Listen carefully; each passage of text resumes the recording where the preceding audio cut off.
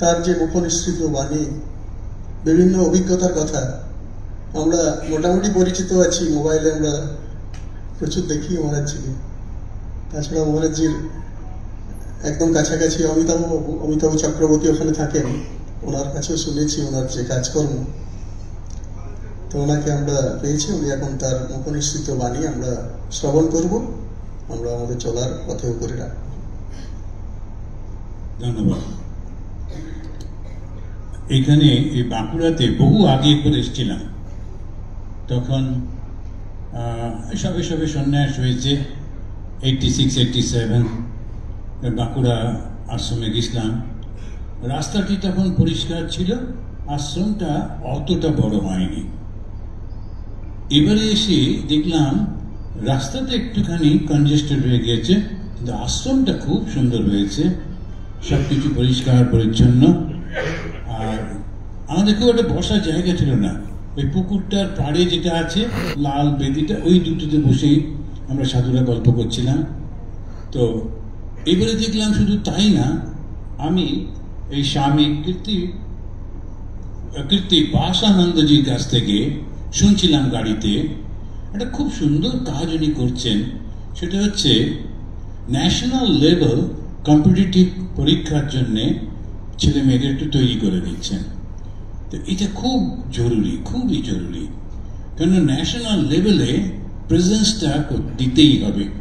ওই যে একটু আগেই বললো যে মায়ের জেলা, মায়ের জায়গা, তা সেই প্রেজেন্সটা শিক্ষার মধ্যে দিয়ে, জ্ঞানের মধ্যে দিয়ে ওখানেতে পৌঁছতে হবে, অ্যাডমিনিস্ট্রেশন এর মধ্যে পৌঁছতে হবে। তারপরে ধরুন শিক্ষা দিতে হবে যাতে করে ওরা জজ হতে পারে। আগেকার দিনে জজ ব্যারিস্টার বলতে হবে, জজ বলতে হবে, ওরা যেন হতে পারে। আমাদের এখানকার ছেলে মেয়েরা ওরা যেন আর্মিতে জয়েন করতে পারে, নিজের ক্ষমতা অনুযায়ী, বিদ্যা শক্তি অনুযায়ী বিভিন্ন জায়গাতে প্রেজেন্সটা দেখাতে হবে। আর এই যে ডিস্ট্রিক্টটা completely free from illiteracy and poverty, এই দুটো করতে হবে। এখানে অবিদ্যা থাকবে না, আর কখনোই যেন কোনো অশিক্ষা না থাকে, সবাই যাতে শিক্ষিত হয়, যাতে সবাই যেন ধনী হয় এবং অর্থনৈতিক দিক দিয়ে উন্নত হয়। কেন? শ্রী মা হচ্ছেন সরস্বতী, আবার মাই লক্ষ্মী। সুতরাং মায়ের যদি সন্তান হতে হয়, এইগুলো কিন্তু আপনাদের করতে হবে, আর এটাই ধর্ম। আমি অধার্মিক কথা বলছি না, কেন কি যখন জিজ্ঞেস করা হচ্ছে যে ধর্মটা কি, তখন যুধিষ্ঠির জিজ্ঞেস করছেন পিতামহ ভীষ্মকে, তখন পিতামহ ভীষ্ম পরিষ্কারভাবে বললেন যে সদাচার, তার স্মৃতি, বেদা, এই তিনটে হচ্ছে ধর্মলক্ষণা। আর চতুর্থম অর্থ ইত্যাহু। টাকা পয়সা না থাকলে, স্বাচ্ছন্দ্য না থাকলে তখন অন্য কোনো কাজে লাগে না, সেই জন্য অর্থনৈতিক দিক দিয়ে উন্নত হতে হবে। তো এইটা আমাদের ছেলে মেয়েদেরকে খুব করে বোঝাতে হবে যে না, আমরা এইটাই সবগুলো করব। আমরা পরে পরে এটা নিয়ে আলোচনা করব, কিন্তু আমি খুব কৃতজ্ঞ স্বামী কীর্তি বাসানন্দজির কাছে, উনি আমাকে ইনভাইট করে আপনাদের এই ভক্ত সম্মেলনে নিয়ে এসেছেন। আমাদের মুক্তি প্রদানন্দজি আমার বন্ধু প্রতিম, আমরা একসঙ্গে ট্রেনিং সেন্টারে ছিলাম। আর খুবই পরিশ্রমী, খুবই সুন্দর মানুষ। আর ওনার দেখেছি কেমন মানুষদের প্রতি ওনার ভালোবাসা, গ্রামের মানুষদের প্রতি। তারপরে স্বামী স্নেহমায়ানন্দজি, তিনি রামহরিপুরে, অ্যান্ড স্বামী অভয়াত্মানন্দজি বাঁকুড়াতে, অ্যান্ড স্বামী বিভাত্মানন্দ, ওনাকে তো আপনারা দেখলেন। সামনে বসে আছে আরো 3 জন সাধু। উপস্থিত আপনারা সকলে যে মায়ের সন্তানেরা, আমরা যখন মায়ের জায়গায় এসেছি, একটু মাকে প্রণাম জানিয়ে শুরু করি। ঠাকুর আর স্বামীজিকে প্রণাম কয়েকবার হয়েছে, এবার শুধু মাকে করে তারপরে আমরা শুরু করছি। তো আমি বলি, আপনারা একসঙ্গে জোরে জোরে বলুন। যথাগ্নে দাহিকা শক্তি राम कृष्णे स्थिता हिया सर्वविद्या स्वरूपां तां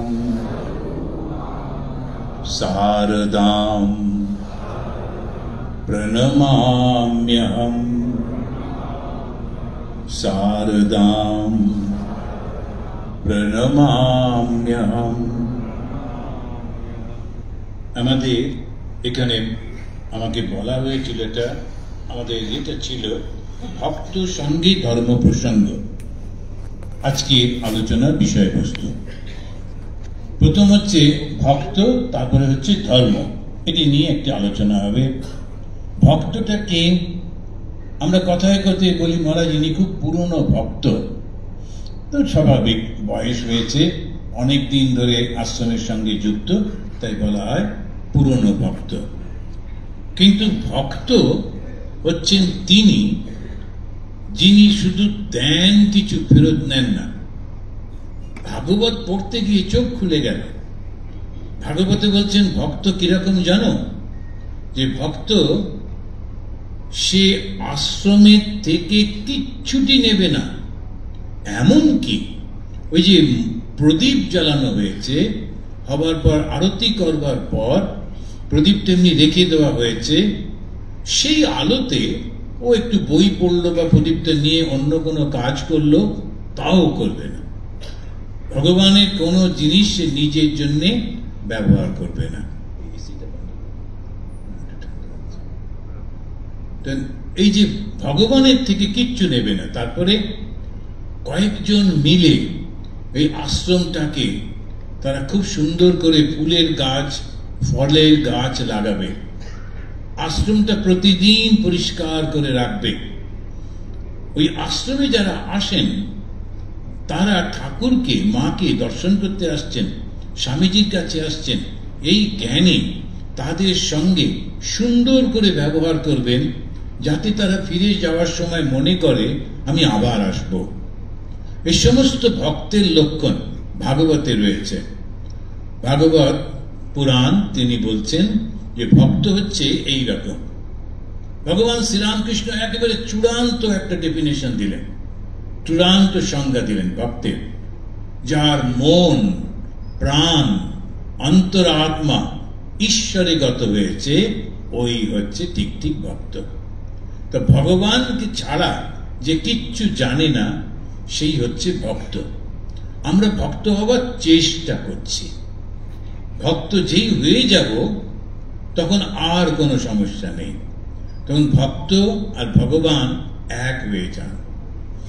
একটা খুব সুন্দর কথা ঠাকুর তার জীবনে ঘটেছিল এবং তিনি সেটা বলেছিলেন।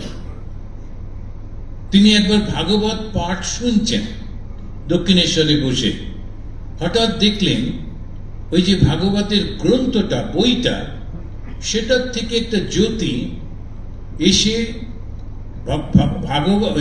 কৃষ্ণ, তারপরে ভাগবত, ওই বইটা আর তার শরীরের মধ্যে মিলিয়ে গেল। তখন তিনি বললেন ভাগবত, ভক্ত আর ভগবান তিন এক। ভাগবত হচ্ছে এই জ্ঞানটা, ভক্ত যে জ্ঞানটা লাভ করতে চায়, আর জ্ঞান লাভ করার পর কি হবে? ও ভগবান হয়ে যাবে, ভক্তই ভগবান হয়ে যাবে। আমাদের একটি ছাত্র স্কুলে পড়তে যাচ্ছে, সে তখন ছাত্র, সে একটা বই নিয়ে পড়ছে। সেই বইটা হয়তো ফিজিক্স বা কেমিস্ট্রি বা ম্যাথস, ইংলিশ, যাই হোক। এবারে আস্তে আস্তে একদিন সে ওই বিষয়টার প্রফেসর হয়ে গেল। ঠিক এইরকম একদিন সে ছাত্র ছিল, সে জ্ঞান আহরণ করছিল, একদিন সে নিজেই জ্ঞানের অধিকারী হলো। আমাদেরও যে ভক্তকে ভগবান হয়ে যেতে হবে। ধর্ম প্রসঙ্গ মানে কি? প্রসঙ্গ মানে সেইটি যেগুলো করলে আমি ভক্ত ভগবান হয়ে যাব। তো ভগবানকে হয়ে যাওয়ার আগে ভক্ত প্রথম কি করে? প্রথম হচ্ছে বিশ্বাস। ভগবান কি আছেন কারণ কোথাও তো তাকে খুঁজে পাওয়া যায় না। তো আমরা যখন ভগবানকে জিজ্ঞাসা করছি তুমি কোথায়, তিনি বলছেন সর্বত্র রয়েছি। নেই কোথায়, সর্বত্র তো আছে। একটা খুব সুন্দর গল্প আছে, আপনারা অনেকে হয়তো জানবেন, যে একজন রাজার মন্ত্রী প্রতিদিন রিপোর্ট দেওয়ার সময় বলতো, মহারাজ ভগবানের কৃপায়, ঈশ্বরের কৃপায় এই রাজত্বে সব কিছু কুশল মঙ্গল। ওই রাজা বলতেন বাহ, বেশ বেশ। কিন্তু ওর যে ছেলেটি ছিল রাজপুত্র, ওর খুব রাগ হতো, আরে আচ্ছা লোক তো কোনো দিন আমার বাবার প্রশংসা করে না, ভগবান ভগবান করছে। বাবার জন্যই তো রাজত্বটা ভালো আছে, আমি যখন রাজা হব তখন আমি দেখছি একে। তো কিছুদিন পর ওই রাজা মারা গেলেন, রাজপুত্র রাজা হলেন, আর বসেই প্রথম দিন যেই ওই মন্ত্রী এসছে, হ্যাঁ বলো কি রিপোর্ট। বৃদ্ধ মন্ত্রী তিনি বলছেন, মহারাজ ঈশ্বরের কৃপায়, ভগবানের কৃপায় এই রাজ্যে সব কুশল মঙ্গল। বলে আমাকে ছোটবেলা থেকে শুনে আসছি এই ভগবানের কৃপায় আমার বাবা এত চেষ্টা করলেন, করে দেশটাকে সুন্দর করলেন, একদিনও আপনি আমার বাবার নাম করেননি। আজকে আমি বসেছি, আমারও প্রশংসা করলেন না। এই ভগবান কে, কোথায় থাকে, ভগবান কোন দিকে তাকিয়ে থাকেন আর কি করতে পারেন, এই তিনটে প্রশ্নের উত্তর আপনাকে দিতে হবে। তা না হলে আমি কিন্তু আপনাকে দূর করে দেবো রাজ্য থেকে। তখন ওই মন্ত্রী খুব ঘাবড়ে গেছেন, এখন ভগবানকে আমি দেখাবো কি করে? ভগবান সম্পর্কে বলি বটে, কিন্তু যদি বলে কেউ ভগবানকে দেখাও, সেটা আমি কি করে দেখাই? ভগবান কোথায় থাকেন সেটাই বা বলি কি করে? আর কি করতে পারেন তাও তো ঠিক সেইভাবে বলা যায় না। মন্ত্রী ভীষণ চিন্তিত হয়ে বাড়ি গেলেন। বাড়ি গিয়ে তিনি ভাবছেন যে কি করি কি করি, একদিন দুদিন তিন দিন খাওয়া দাওয়া বন্ধ হয়ে গেছে, এত দিনের জায়গা ছেড়ে আবার চলে যেতে হবে, কোথায় যাব? ওর মেয়ে বাবাকে ওটা দেখে বললো, বাবা মনে হচ্ছে তুমি খুব চিন্তিত কিছু নিয়ে, কিছু কি হলো? যুদ্ধবিগ্রহ তো কিছু হচ্ছে না, তাহলে তুমি এত চিন্তিত কেন? ও তুই বুঝবি না। না বুঝি না বুঝি, তুমি বলো না, তাহলে মনটা হালকা হবে। তখন উনি বললেন, রাজা না জিজ্ঞেস করছে যে ঈশ্বর কোথায় থাকেন, ঈশ্বর কোন দিকে তাকিয়ে আছেন, আর ঈশ্বর কিভাবে দেখেন ইত্যাদি। এই প্রশ্নগুলোর উত্তর দিতে হবে। ঈশ্বর কি করতে পারে? ও মেয়েটা বুদ্ধিমতী, ও বললো তুমি এসব উত্তর দিতে পারবে না, আমি রাজাকে কি বুঝিয়ে দিচ্ছি। বলে পাগল, রাজা আমার বয়স দেখে অন্তত আমাকে মারবে না, শুলে চড়াবে না, আর তুই এই সমস্ত করতে গেলে রেগে মেগে মুন্ডুটা কেটে নেবে। ওর কোনো দরকার নেই, আমি যাই, আমরা ঘর সব গুছিয়ে টুচিয়ে নিয়ে ঘর ছেড়ে যেতে হবে। বলছি তুমি দাও না আমাকে একটু পারমিশন, দেখি না। তা কি করবে, জবরদস্তি করলে, আচ্ছা যা। এবারে মন্ত্রী খুব ভয় পেয়ে আছে, মেয়েটা গেছে, গিয়ে রাজাকে বলছেন, বাবা পাঠালো আমাকে, বললো এটা সাধারণ একটা এই প্রশ্নের উত্তর আমার দিতে খারাপ লাগছে, তুই গিয়ে দিয়ে। তাই আমি এসছি। রাজা ভীষণ রেগে বলে, আচ্ছা খুব ডেপো মেয়ে তো, দাঁড়াও। বলছি জানো তো প্রশ্নগুলো কি কি? বলে আমি কি জানি। তা দিতে পারবে তো? বলে দেবো, কিন্তু একটা ব্যাপার আছে। এই যে প্রশ্নটি আপনি করছেন এটা হচ্ছে আধ্যাত্মিক প্রশ্ন, আর যিনি উত্তরটা দেন তিনি হচ্ছেন গুরু। আর গুরু সবসময় উঁচুতে বসেন, আর যিনি জানতে চান শিষ্য ও সবসময় নিচে থাকে। আপনি ওইখানে বসে বসে জিজ্ঞেস করবেন আর আমি গুরু হয়ে এখান থেকে উত্তর দেবো, তা হবে না। আমাকে আপনার থেকে উঁচু জায়গা দিতে হবে, যেখানে বসে আমি আপনাকে উত্তর দেব। রাজা তখন খুবই উত্তেজিত, উত্তরটা শুনতে হবে। তিনি বলেন, ঠিক আছে তুমি সিংহাসনে এসে বসো, আমি নিচে গিয়ে দাঁড়াচ্ছি। ও মেয়েটা গিয়ে সিংহাসনে আরাম করে বসলো। বসার পর রাজা নিচে দাঁড়িয়ে বলে, এইবারে হাত জোর করে বলো, জিজ্ঞেস করো। ও রাজা হাত জোর করে বলল, ভগবান কোথায় থাকেন, ভগবান কোন দিকে তাকান, কখন কিভাবে দেখেন, আর ভগবানের কি শক্তি, এই তিনটে বলো। বলে এক বালতি জল নিয়ে আসতে বলো, খানিকটা নুন আনতে বলো। আনলো, নুনটা ঢাল ওর মধ্যে, ঢাললো, মিলিয়ে দাও, মিলিয়ে দিল। বলো নুনটা কোথায় আছে বলো, বার করো নুনটা। বলো নুন কি করে বার করবো, নুনটা জলের মধ্যেই আছে। জলের কোন জায়গায় আছে, ওপরে না নিচে না ডান দিকে, না বাঁ দিকে, না মাঝখানে, সর্বত্র আছে। কি করে বুঝলে? টেস্ট করলেই বুঝতে পারছি। এই ভগবান সর্বত্র আছেন, ভগবান সর্বব্যাপী, সর্বত্র রয়েছেন। যদি তোমার মনটা শুদ্ধ হয়, সঙ্গে সঙ্গে তুমি দেখতে পাবে তোমার উপরে, নিচে, পাশে, সর্বব্যাপী সেই ভগবান রয়েছেন। তখন রাজা একটু বললেন, হ্যাঁ তা হতে ঠিক আছে, আচ্ছা ভগবান কোন দিকে তাকান? সব দরজা জানলা বন্ধ কর। বন্ধ করেছেন। বলে একটা অন্ধকার করে দাও, করে দিয়ে মাঝখানে একটা প্রদীপকে রেখে বলে এবার জ্বালাও। অন্ধকারের মধ্যে প্রদীপটা জ্বলতেই সারা ঘর আলো হয়ে গেল। বলে এই যে আলোটা কি ডান দিকে, বাঁ দিকে, উপরে নিচে একটু একটু করে গেল? একসঙ্গে সব কিছু দেখেন। ভগবানের দৃষ্টি একসঙ্গে সব কিছু দেখতে পায়। ওই জগন্নাথ মহাপ্রভুকে দেখোনি, বড় বড় দুটো চোখ, তার উপরে চোখের পাতাও নেই। সর্বদা সব কিছু তিনি লক্ষ্য করছেন। তাকে সংস্কৃতে বলে সাক্ষী, সাক্ষী স্বরূপ। সমস্ত কিছু তিনি লক্ষ্য করেন। তুমি মনে করছো একটু চুরি করলাম, একটু বদমাইশি করলাম, কেউ দেখতে পেল না, পুলিশ জানতে পারলো না, কিন্তু জগন্নাথ মহাপ্রভু সব লক্ষ্য করছেন আর সব হিসেব টিসেব করা আছে। তো মৃত্যুর পর গেলেই বল কান পাকড়ে ধরবে, এই তুই এগুলো সব করেছিস কেন? যা নরকে গিয়ে 3 বার দণ্ড বৈঠক করে আয়। তখন এই কষ্টগুলো সব হবে। সুতরাং কোনো নেই, ভগবান একত্রে সব দিকে দেখেন। তখন রাজা দেখলেন দুটো প্রশ্নের উত্তর হয়ে গেল, সবাই খুব হাততালি দিচ্ছে। রাজা তখন বললেন, আচ্ছা থার্ড প্রশ্নটা বলো, ভগবান কি করতে পারেন? বলে কি করতে পারেন? আপনি রাজা, এই রাজ্যের রাজা, ওইখানে দাঁড়িয়ে হাত জোড় করে আমাকে কথা বলছেন আমার সঙ্গে। আমি মন্ত্রীও নেই, মন্ত্রীর মেয়ে, সিংহাসনে বসে বসে উত্তর দিচ্ছি। ইতিমধ্যে মন্ত্রী ভয়ে ভয়ে কাঁপতে কাঁপতে আসছিল। এই মেয়েটাকে কি মেরেই ফেললো না কি হলো, পায়ে পড়ে বাঁচাতে হবে, এসব করতে করতে এসে দেখছে সিংহাসনে মেয়ে বসে আছে। এই রে, ও পাগল, রাজাকে ধাক্কা ধাক্কা মেরে গিয়ে বসলো না কি করলো, কোনো ঠিক নেই। উনি ঘরে ঢোকার আগেই ওইখানে যেখানে পাহারাদার বসে ওর উপরে বসে পড়েছেন ভয়ে। ওই দেখুন আপনাদের এত বড় মন্ত্রী, তিনি পাহারাদারের বেঞ্চে বসে পড়েছেন, আর আপনি রাজা মাটিতে দাঁড়িয়ে আমার দিকে হাত জোড় করছেন। ভগবান সব করতে পারে, ভগবান ইচ্ছা করলে সব করতে পারেন, তিনি সর্বশক্তিমান। এই হলেন ভগবান। তো ভগ শব্দের অর্থ হচ্ছে ঐশ্বর্য, তিনি সমস্ত ঐশ্বর্য তার মধ্যে রয়েছে। তো আমরা এই ভগবানকে কি করি? বিশ্বাস করি।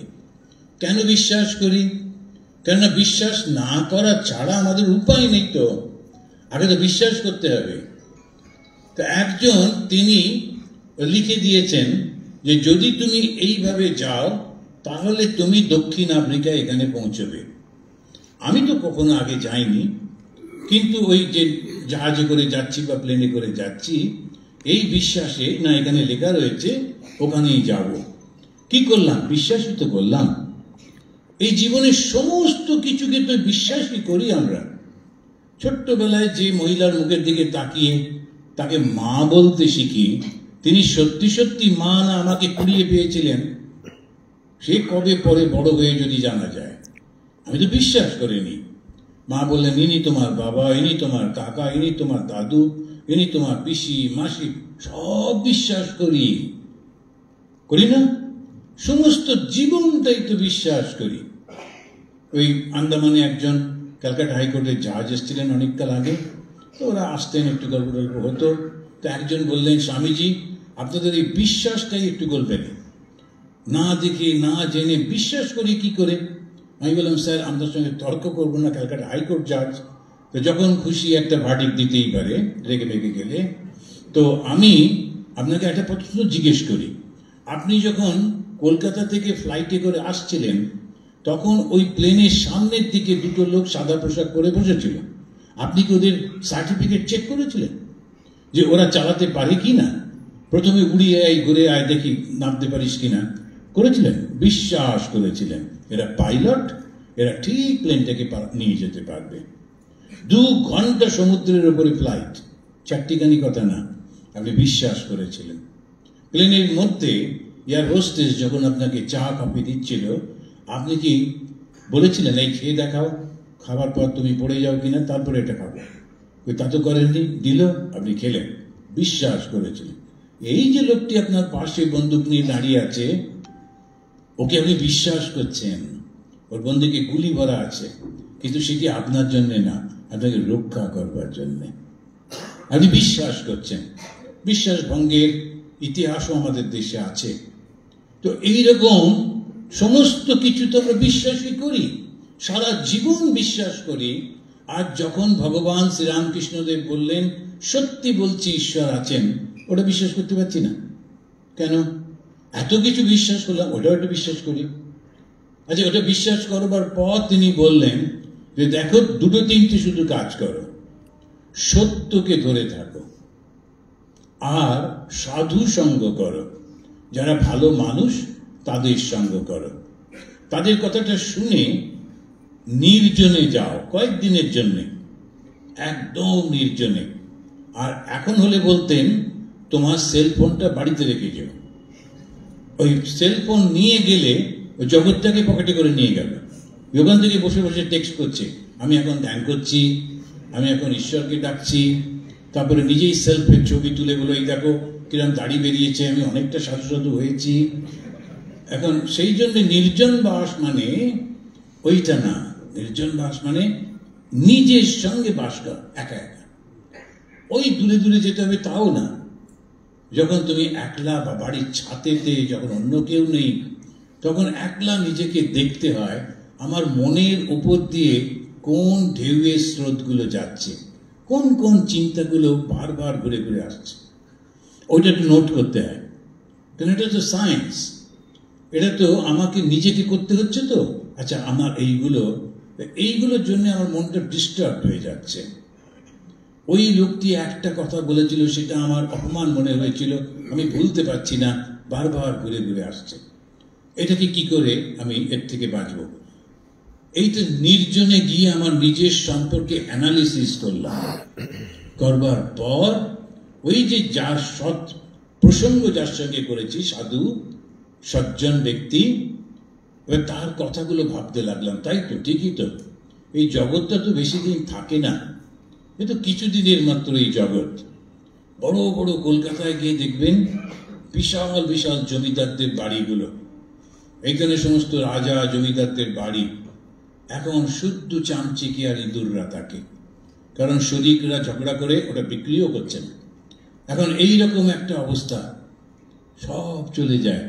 হয়তো 100 বছর আগে ওর সামনে দিয়ে যাওয়া যেত না, জমিদার পায়ের উপর পা তুলে বসে আছেন, একদম গোপ তোলা, সামনেতে বড় বড় সব পালোয়ান লাঠি নিয়ে দাঁড়িয়ে আছে, আমরা ভয় পেতাম। আর এখন আমরা এখনো ভয় পাই, কেন? ওটা ভূতের বাড়ি হয়েছে, জমিদার নেই, বাড়িটা ভেঙে পড়ছে, কিচ্ছু নেই, এত টেম্পোরারি। তবু মনে পড়ে না, মনে হয় আমি ঠিক আছি, আমি দীর্ঘদিন বাঁচব, আমি চিরদিন বাঁচব। এটাকে বলে মায়া। এই যে মায়া থেকে বেরোনোর জন্যে সাধু সঙ্গ করতে হয়। ভগবান শ্রীরামকৃষ্ণ সিম্পল 4টে কথা বললেন। সাধু সঙ্গ, তবে খুব সাবধান। আমি লক্ষ্য করেছি, আগে লোকটা বিড়ি খেত, সাধু সঙ্গর পরে গাঁজা খাচ্ছে। তো ওই রকম সাধুদের কাছে পড়লে একটু আপনার ইচ্ছে থাকলে আমি কিছু আর পারতে, আমার কি খান গাঁজা, কিন্তু যদি সত্যি সত্যি সাধু সঙ্গ করতে হয় একটু বুঝে শুনে করতে হবে। কি করে বুঝবেন যে লোকটি সৎ? দেখবেন যে প্রচার করে না, সুন্দর সেজে গুজে নানা রকম প্রচার করছে, তো আচ্ছা, তো মোটামুটি একটা সিনেমা আর্টিস্টের মতো ভালো দেখতে, ভালো কথা বলেন, কিন্তু সজ্জন হতে পারছেন না, কখনো করবেন না। যখন ঠাকুর শ্রীরামকৃষ্ণদেব ভগবান স্বয়ং কোনো প্রচার করতেন না, তার সম্পর্কে 2 জন একটুখানি মেতে গিয়ে প্রচার করছিল কলকাতায়। একজন হচ্ছেন ডাক্তার রামবাবু, আর একজন খুব বিখ্যাত তিনি নাট্যকার গিরিশচন্দ্র ঘোষ। ঠাকুর শুনে শ্রীরামকৃষ্ণদেব খুব রেগে গিয়ে বললেন, একজন মরাকাটা ডাক্তার আর একটা থিয়েটার করে, ওরা আমার হয়ে প্রচার করবে, জানে এটা কি? সত্যি তো, ভগবান বা অবতারকে জানতে হবে তো প্রথমে প্রচার করার আগে। উনি প্রচারই চান না, কিন্তু ঠিক ঠিক লোক যখন আসতো খুব আদর করে তাকে বসাতেন, তার সঙ্গে কথা বলতেন। শুধু তাই না, অন্য ধর্মের লোক হলেও তাকে গিয়ে জড়িয়ে ধরতেন। একবার কলকাতার রাস্তা দিয়ে যাচ্ছেন, তখন দেখছেন একজন মুসলিম, সে ফুটপাতের উপরে একটা মাদুর পেতে নামাজ পড়ছে, আর নামাজের শেষে ও চিৎকার করে ডাকছে, প্যারে আজা। ওই ভগবানকে বলছে, কেননা এরা হচ্ছে সুফিজম, সুফি মুসলিমরা ভগবানকে এরকম আমাদের মতো অনেকটা করে ভাবে। তো প্যারে আজা যে বলে, ঠাকুর গাড়ি থেকে নেমে ছুটে গিয়ে ওকে বুকে জড়িয়ে ধরছেন। He is the god. ওই যে প্যারে বলে যাকে ও আহ্বান করছে, তিনিই তো শ্রীরামকৃষ্ণ। এখন তিনি ব্রাহ্মণ, তিনি কালীবাড়ির পূজারী, কিন্তু বাস্তবে সেই প্রেমময় যিনি সর্বভূতের মধ্যে রয়েছেন। এই হচ্ছে দেবতা। তো ভালো মানুষ কি করে বুঝবো, ভালো সাধু কি করে বুঝবো? দুটো জিনিস। এক, তার নিজের কোনো স্বার্থ থাকে না, কোনো স্বার্থ থাকে না। আর দুই, সকলকে সমানভাবে ভালোবাসে। এ আমার নিজের লোক ও আমার অন্য, এরকম ভাবে কখনো ভালোবাসে না। সেই জন্যে এই যে দুটি জিনিস যদি কারোর মধ্যে দেখেন, যে সবাইকে সমানভাবে ভালোবাসে আর নিজের কোনো স্বার্থ নেই, হচ্ছে সজ্জন, ওই হচ্ছে সাধু। উনি যেটা বলছেন ওটা শুনতে হয়। তো আমরা এখানে একটা জায়গায় দেখছি, বিদুর, মহাভারতে সেই মহামতি বিদুর, খুব বুদ্ধিমান মানুষ। তিনি বলছেন ধর্মটা কি? না অসৌ ধর্ম যত্র না সত্যমস্তি। যেখানে সত্য নেই সেটা ধর্মই না। যেটা যার মধ্যে সত্য নেই সেটা কখনো ধর্ম হতে পারে না, বিদুর বললেন। এবারে সত্য বলতে তিনি কি বোঝাচ্ছেন? তখন ঋষি, মহাঋষি ব্যাসদেব এটার ডেফিনেশন দিচ্ছেন। সত্য বলতে কি? তিনি বলছেন, যৎ ভূতম হিতম অত্যন্তম। যৎ, যেখানে ভূতম প্রাণীদের, হিতম মঙ্গল, অত্যন্তম অত্যন্ত মঙ্গল হয় যখন প্রাণীদের, যাতে তৎ সত্যম ইতি ধারণা। এই যে যখন যাতে প্রাণীদের খুব মঙ্গল হয়, সেইটাই হচ্ছে সত্য। তাই কখনো কখনো মিথ্যাও সত্য হয়। একটা মনে পড়ছে, মহাভারতে একজন মিথ্যে কথা বলতে বলেছিল। কে কাকে বলেছিল বলুন দেখি?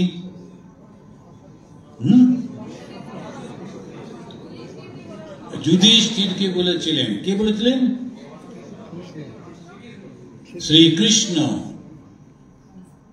এখন ক্লাস 10-এ পরীক্ষা চলছে, যেখানে সেখানে প্রশ্ন জিজ্ঞাসা হতে পারে, সাবধানে থাকতে হবে। এখন এটা অত্যন্ত গুরুত্বপূর্ণ একটা বিষয়। ভগবান মিথ্যে কথা বলতে বলছেন, এবার কি কথা? ভগবান কি মিথ্যে কথা বলতে বলেন? বলেন। কেন? কেননা অনেক লোকের হিত হবে বলে। যুধিষ্ঠির শুধু নিজের কথাটা ভাবছে, ওই যে আমি মিথ্যে কথা বললে তাহলে আমার রথের চাকাটা মাটিতে নেমে যাবে, আমি সত্যবাদী বলে যে একটা ধারণা আছে লোকেরা, সেটা ও নিজের স্বার্থ চিন্তা করছে। আর ভগবান চিন্তা করছেন সকলে। তখন ওই আচার্য, দ্রোণাচার্য, ভয়ঙ্কর যোদ্ধা, তিনি তখন এমন ভাবে যুদ্ধ করছেন যে কিছুতেই ওকে আটকানো যাচ্ছে না। অর্জুন পর্যন্ত পারছেন না। হাজারে হাজারে সৈন্য মারা যাচ্ছে পাণ্ডবদের।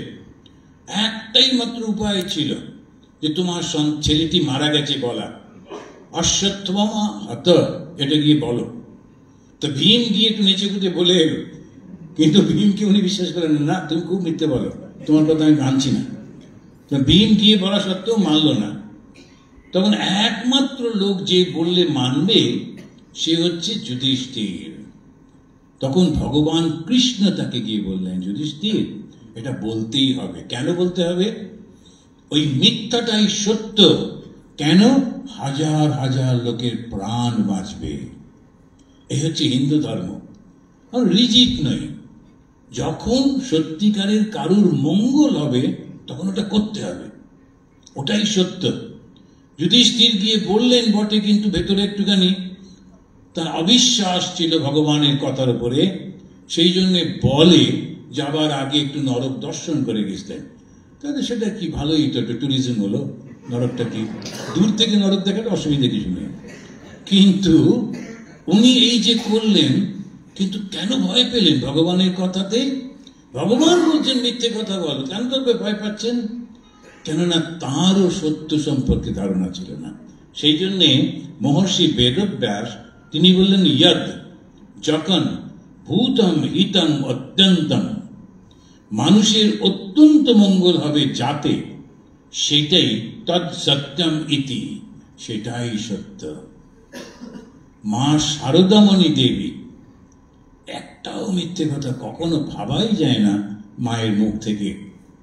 কিন্তু একটা সময় যখন ডাক্তাররা বলল শ্রীরামকৃষ্ণ দেবকে শুধুমাত্র 1 গ্লাস দুধ খাইয়ে রাখতে হবে, আমাদের যে দেশীয় পদ্ধতি একটু অন্য রকম, তো সেই জন্য ডাক্তার এলো, কবিরাজ এসে বলল যে যদি ভগবানের মানে শ্রীরামকৃষ্ণ দেবকে সুস্থ করতে হয়, ভাত কিচ্ছু খাওয়া যাবে না, ভাত ডাল, সারাদিনে 1 গ্লাস দুধ। একজন মা, গ্রামের মেয়ে, বয়সও বেশি নয়, তো উনি ভাবলেন ওই পাতলা 1 গ্লাস দুধকে মানুষটা থাকে কি করে।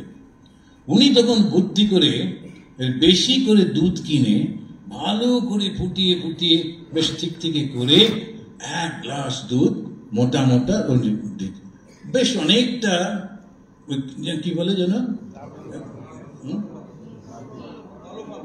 ভালো না, ভালোটা কি শব্দ, যাই হোক, এটা বেশ দুধটাকে অনেকটা গরম করে ফুটিয়ে ফুটিয়ে একদম ঘন করেছেন, ঘন করে দিচ্ছেন। ঠাকুরের সন্দেহ হচ্ছে, বলছে আগে যে দুধটা খেতাম এটা তো নয়, বেশ একটু ঘন মনে হচ্ছে। তা হোক, ঠাকুর তো আবার এনকোয়ারি করেছেন। ওখানে আরেকজন মহিলা এসেছিলেন, তাকে বলছেন আচ্ছা ও কতটা করে দুধ কেনে, তখন ও বলে দিয়েছে। আর ঠাকুর তখন, হ্যাঁ সত্য বলা বলো, আমার এই দুধটা খাওয়ার কথা ছিল, তুমি কেন এরকম করে করলে? মা তখন স্পষ্ট বলছেন, ও কি এখানকার হিসেব জানে? আমার মনে হয় গোলাপ মা বা যোগীর মা কাউকে জিজ্ঞেস করেছিলেন, বলছেন গোলাপ কি এখানকার হিসেব জানে? এখানকার হিসেব, আমার হিসেবটা কি? মানুষটাকে বাঁচাতে হবে, আর মানুষটার কল্যাণের জন্যে শ্রী শ্রী মা পর্যন্ত সত্যটাকে একটু ঘুরিয়ে বলছেন। তাহলে সত্যটা কি? মানুষের কল্যাণের জন্যে যখন কিছু বলা হয় সেটাই সত্য। আমাদের জানেন তো, হিন্দুদের সত্য কথা বলবে সত্য, তবে 5টা জায়গায় মিথ্যে কথা বলা যায় বলে পারমিশন আছে। কোন কোন জায়গায়? মেয়ের বিয়ের সময় বাবা একটু মিথ্যে বলতেই পারে, যে আমার মেয়েটা খুব দবদবে নয়, তবে খুব ঘষা মাজা চেহারা, একদম রংটা অনেকটা, এরকম একটু মিথ্যে বলেই যেতে পারে। অন্য কেউ রান্না করে দিল, বলে এই যে দেখছেন এটা মেয়েই রান্না করেছে, এতে ওর পাপ হবে না। কেন কি? বিয়ের সময় একটু মিথ্যা বলা যেতে পারে। স্বামী স্ত্রীর মধ্যে যখন ওরা মজা করে, একটু মিথ্যে নিজে এটি বলতেই পারে, তো তাতে পাপ হয় না। যখন কেউ আক্রমণ করে তখন নিজেকে বাঁচাতে একটু মিথ্যা বলা যেতে পারে, কারণ আমি তাকে নিজের জীবন রক্ষা করতে সে যদি মিথ্যা বলে সেটা পাপ না। এরকম করে করে এই 3টে আর 2টো আমার মনে পড়ছে না, এই 5টা আছে যখন you are allowed to tell lies. তা একবার এমন হলো, একবার স্বামী রঙ্গনাথানন্দজি আর দালাই লামা, দালাই লামা এখনো বেঁচে আছেন, রঙ্গনাথনজি শরীর রেখেছেন, ক্যালকাটাতে ওই যে মন্দিরটা আছে বিল্ডাদের, ওর তলায় ক্যালকাটা লেডিস ক্লাব, ওরা একটা মিটিং অ্যারেঞ্জ করেছিল। খুবই তো জানেন বড় লোকদের ব্যাপার, খুব সুন্দর করে। আমরা সব দলে দলে গেছি। কেন? বুদ্ধিস্ট আর হিন্দুদের মধ্যে একটা ডিবেট হবে। এদিকে হচ্ছে দালাই লামা আর এদিকে হচ্ছে স্বামীজি। তো he is holiness and respected Swamiji, এই দুটো অ্যাড্রেস করছিল। যিনি অ্যাড্রেস করছেন তিনি একদম ভীষণ, তাকে দিল্লি থেকে নিয়ে এসেছিল, খুব সুন্দর করে সব কথা বলছে। দালাই লামা ইংরেজিতে বুঝতে পারতেন না, তো একজন তারই শিষ্য, সে ওটা শুনছে, তারপরে নিজের ভাষায় বলছে, আবার দালাই লামার কাছে শুনে ইন্টারপ্রিট করছে। এটা বেশ চলছিল। আর একই প্রশ্ন মহারাজকে জিজ্ঞেস করা হচ্ছে, রঘুনাথানন্দজিকে। একটা কথা হঠাৎ করে ওই লোকটি জিজ্ঞেস করলো যে, his holiness, do you tell lies? Dalai Lama খুব শিশুর মতো, উনি ওটা শুনে আর এর কাছ থেকে কি বললো জিজ্ঞেস না করে উনি বললেন ইয়েস, বলে খুব খুশি হয়ে। এখন ও কি বলেছে বুঝতে না পেরে নাকি ওটা সত্যি এরকম বলে ফেললেন, ইয়েস বললেন। এবারে ও হই হই করতে লাগলো, আরে হিজ হোলিনেসের মতো লোকও মিথ্যে কথা বলে, তাহলে আমাদের আর কি দোষ, তাহলে তো ঠিকই আছে, আমরা এসব করে। আমরা মনে মনে ভাবছি যাক, এইবারে আমাদের একটা পয়েন্ট বেড়ে যাবে, কারণ নিশ্চয়ই স্বামীজি বলবেন যে না আমরা মিথ্যে কথা বলি না। তো আমরা নিজেদের মধ্যে আলোচনা করছি, বুদ্ধিস্টদের একটা পয়েন্ট গেল, আমরা পাবোই পাবো। এবারে স্বামীজিকে জিজ্ঞেস করা হলো, respected Swamiji, do you tell lies? আমাদের অবাক করে দিয়ে রঙ্গনাথনজি মহারাজ বললেন ইয়েস। আবার হই হই করছে, রঙ্গনাথনজি বললেন, I have not completed my answer, আমি এখনো আমার উত্তরটা শেষ করিনি, শোনো।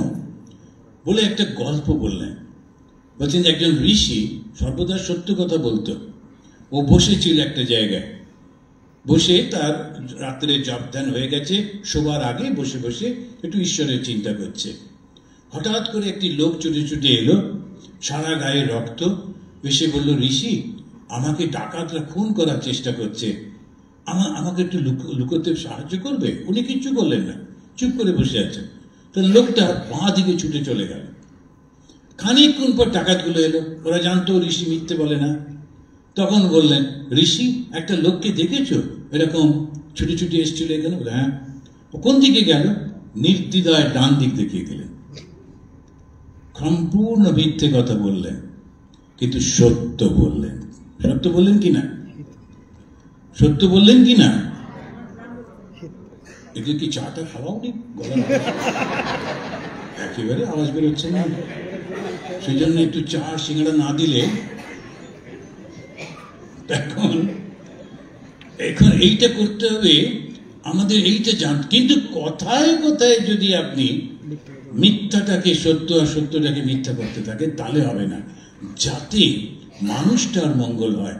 ডাক্তার জানে রুগীটা মারা যাবে, ও কিন্তু রুগীকে বলে আপনি চিন্তা করবেন না, আমরা তো আছি, ভগবানকেও ডাকুন। অবশ্য আমেরিকায় ঠিক উল্টো, ওরা এসে ভগবানটা বুঝতে পারে না, এসে রুগীকে বলে যায় another 7 hours you are going to die. আরে কি আশ্চর্য, বলে ও চলে গেল নিশ্চিন্তে, ওর বেশি সময় নেই, আর অন্য পেশেন্ট আছে। আর রুগী বললো আর 7 ঘন্টা, তাহলে কি হবে? এখন আমার এই সই করা হয়নি, ওটা তো ঠিক করা, ওই উৎকণ্ঠাতেই মারা গেল। কিন্তু হয়তো বা 7 দিন আরো বাঁচত এই ডাক্তারে। কিন্তু আমাদের দেশের ডাক্তাররা কখনো তা করে না, ওরা খুব সুন্দর করে বলবে আপনি একদম চিন্তা করবেন না, ভগবানকে ডাকুন, আমরাও তো রয়েছি। ভালো হলো যে এখানে তিনি বলছেন যে যুগ ধর্ম একটা আছে, যুগ ধর্ম। তখন এখানে অনুপর্বে হনুমান তিনি ভীমকে জিজ্ঞেস করেছিলেন, আর মার্কণ্ড পুরাণে যুধিষ্ঠির বলছেন যুগ ধর্মের কথা। এই যে যুগটা চলছে এরও একটা ধর্ম আছে। আমরা মনে করছি কি হবে কি হবে, কিছুই হবে না। এর আগে কত কি হয়ে গেছে। আলেকজান্ডার হো হো করে এলো, তখনকার ভারতবর্ষের লোকেরা বললো কি হবে কি হবে, যা বলো, আমার যেমন ছিলাম তেমন। তারপরে এলো সে আর একজন তৈমুর লং, তিনি এসে এত হত্যা করলেন, আবার এত পপুলেশন, আমরা এখন সমস্যায়। তৈমুর লং কিছুই করতে পারলো না। এই একটার পর একটা ঢেউ আসে, ঠিক সেই সময় ভীষণভাবে মনকে নাড়া দেয়। কিন্তু খুব একেবারে ধর্মকে ছাড়বো না, কেননা আমাদের একজন স্বামীজি সুন্দর বলতেন, দিস শ্যাল অলসো পাস, এটাও চলে যাবে। এক একটা মুভমেন্ট আসে, সে মুভমেন্টটা মনে হয় বাবা সব কিছু চেঞ্জ হবে, কিন্তু তারপরেও দেখবেন সব ঠিক আছে। ওই জন্যে যুগ ধর্মটা হচ্ছে খুব ইম্পর্টেন্ট। ওই সময় আমি কি করে বাঁচব, আমার যে ধর্ম, আমার যে পথ, আমি কি করে সেইটা নিয়ে চলব। সন্ন্যাসী যে সে কতগুলো প্রতিজ্ঞা করে, গৃহী যে বিয়ের সময় ওই যে 7 পাক ঘোরেন, প্রতিজ্ঞা করেন। তবে বেশিরভাগ সময় দেখেছি সিনেমাতে বা কখনো কখনো একটা দুটো দেখেছি, এত চেঁচামেচি করে, চতুর্দিক থেকে ফুল ছুটছে, হই হই, মন্ত্রগুলো ভালো করে শোনে না। যে পুরুষটা আর নারীটা যে ঘুরছে, ওরা যদি মন্ত্রগুলো ঠিক করে শুনতো তাহলে কিন্তু সংসারটা অন্যরকম হতো। আমরা যখন সন্ন্যাসী, আমরা খুব মন দিয়ে ওই মন্ত্রগুলো শুনি। আর সেই মন্ত্রটার প্রথম হচ্ছে, আমার থেকে কারোর কোনো কষ্ট হবে না, আমি কখনো স্বার্থপর কোনো কাজ করব না, নিঃস্বার্থপর করবো, ইত্যাদি ইত্যাদি। এখন এই যে সন্ন্যাসী সে প্রতিজ্ঞা গ্রহণ করলো সমদর্শিত্ব, সে কখনো বিভেদ করবে না। কিন্তু আমি যদি কোনো একটা গ্রুপের দিকে চলে যাই, তাহলে তো আমাকে আর একটা গ্রুপ আমার শত্রু হলো, তাহলে বিভেদ করতে হবে, সন্ন্যাসী ধর্মটা নষ্ট হলো।